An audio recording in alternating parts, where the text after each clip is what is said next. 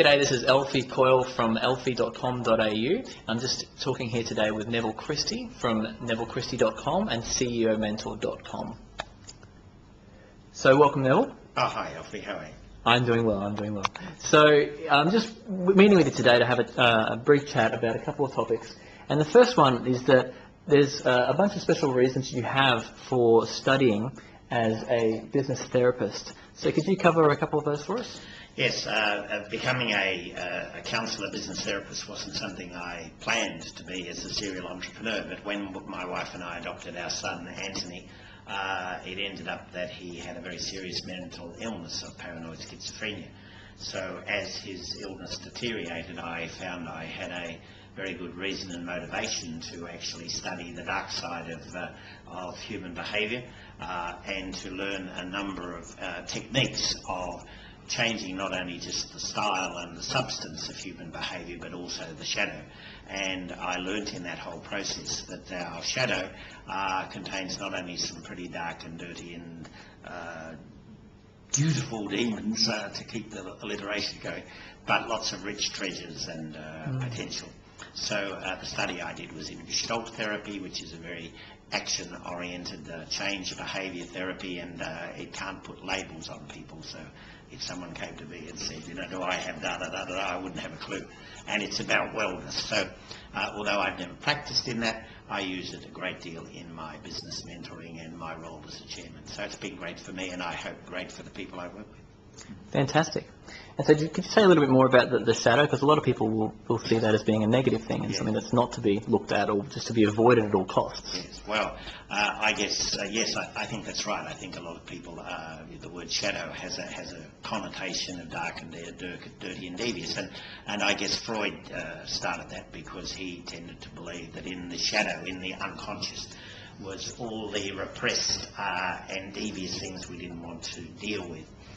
Jung, who studied world cultures and what he called archetypes and symbols, he came to the acknowledgement that in fact also the human psyche or the human unconscious has a great deal of rich unfulfilled potential, a bit like in Aladdin's cave, and you need a few, open sesame, and you go in and you find all these rich treasures as well.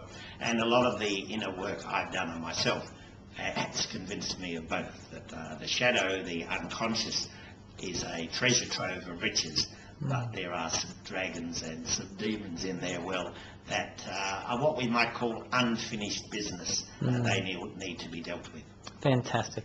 And it's quite exciting to be able to come across these dragons and demons and take them on. It can be a bit apprehensive. Yes, they're even turned into games, aren't they? They are. So Neville, you've also talked with me about the need to complete unfinished business. Yes.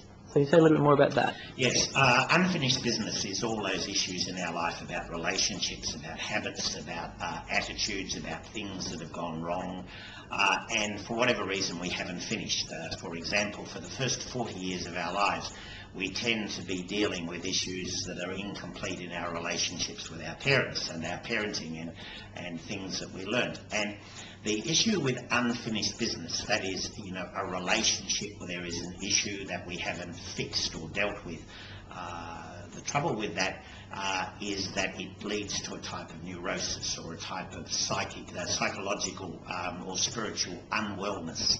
So a key issue in lives is to finish unfinished businesses.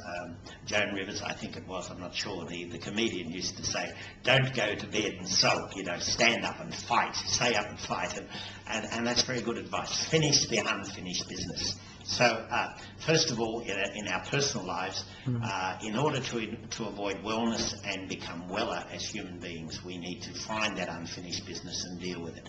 And interestingly, in organisational life, the same principle applies. When you look at strategies that are unfinished, of relationships that have come unstuck and it's not dealt with, of ideas that are floated, of promises that are made and unkept, they're all unfinished businesses, and these lead to neurosis, unwellness in an organisation. And by dealing with them, we get personal wellness and we get personal and organisational wellness as well. And that's something I believe heartily in as part of a business with soul.